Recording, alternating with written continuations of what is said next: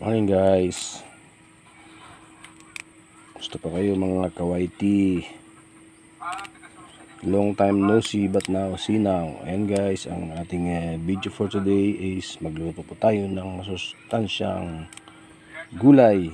Yung mga bigating mga gulay na masusustansya na punong-puno ng vitamina na kinakailangan ng ating katawan. Ayan, pangunahin po itong aking hinihimay na moringa or malunggay ay meron po itong napakataas na taglay na sustansya para sa ating katawan. Kompleto na po ito guys. At marami po itong taglay na sustansya na may bibigay sa ating katawan kung tayo po lagi ay kakain ng malunggay,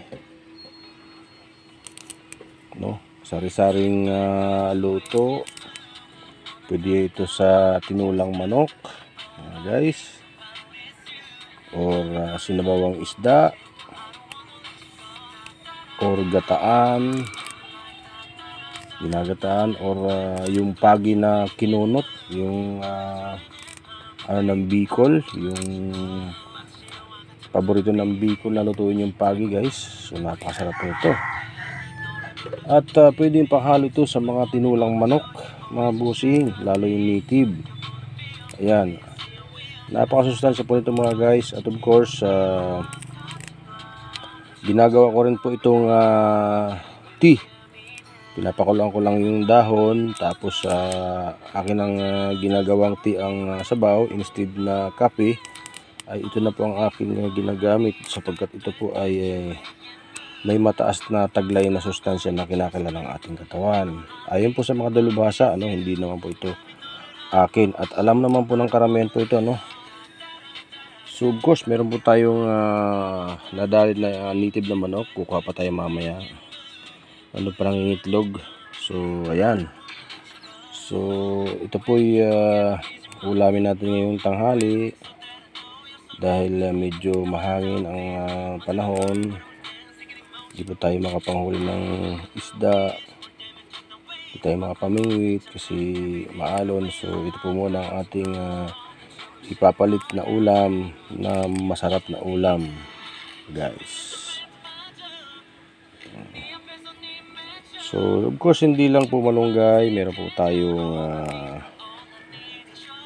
talbos ng alokbati na napakasustansya po rin.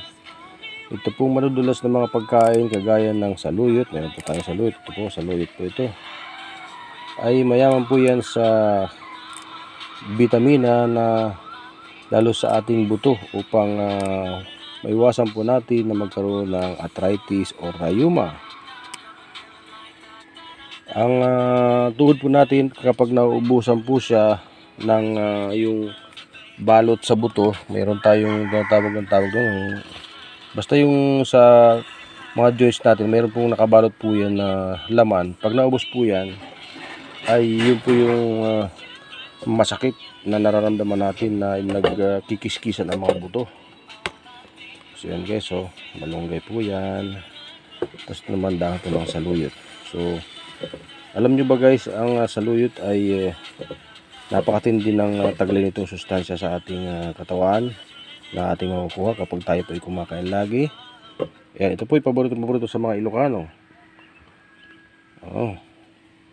Dahil ito po ay nagtataglay di umano ng mataas na uri ng sustansya na kailangan ng ating katawan. So ugalin po natin guys kumain ng mga gulay. Ito po ang bigay ng Diyos para sa atin na atin pong kakainin. Hindi po yung mga frozen foods, hindi po yung mga chemically polluted na mga pagkain. Ito pong bigay ng Diyos sa atin, yun pong ating kakainin dahil ito pong nakakaganda sa ating katawan. Yung mga frozen foods na po na yan na tinitinda at mga gaya ng mga manok sa palengke, mga baboy, hindi na po natural po ang pagpapalaki po dyan. Yan po ay dahil sa mga chemicals, kaya malakas po makapagdulot ng sakit sa mga tao. Kaya atin pong gamitin, atin pong konsumuhin o kainin ang bigay ng Diyos. Kagaya po ito, native. Yung mga itlog dyan na tinitinda sa mga palengke ay hindi po yan masustansya. Kasi yan po ay galing sa chemical din. Pinapakain nila yung mga manok para mangitlog, mapwersa mangitlog, hindi po sa tamang proseso. Ito po ay native na manok. Ang nangitlog po nito, kaya medyo maliit po siya pero napakasustansya po. So ito naman po ang ating talbos ng alokbati. Napakasustansya po ito. Madulas din po ito mga guys. So kain po tayo ng mga madudulas na pagkain para maalagaan ang ating buto na huwag tayo magkaroon ng arthritis o rayuma. Guys, ano po? So lulutuin po natin ito mamayang tanghali. Hahanap po tayo ng maisasahog po nito. Pagka wala ay babatayin ko lang ang aming manok dito at yun ang isasahog natin. So thank you for watching guys. I hope na meron kayong natutunan kahit konti na ang gulay po ay bigay ng Diyos. Yan, bigay ng Diyos ang gulay para humaba ang ating buhay. Kaya galing pong kumain ng mga gulay, green leafy vegetables. Yan, lahat ng gulay na hindi naman masama sa ating katawan. Kainin po natin sapagkat yan ang bigay ng Diyos para sa atin na dapat natin kainin. So thank you for watching guys and God bless us all.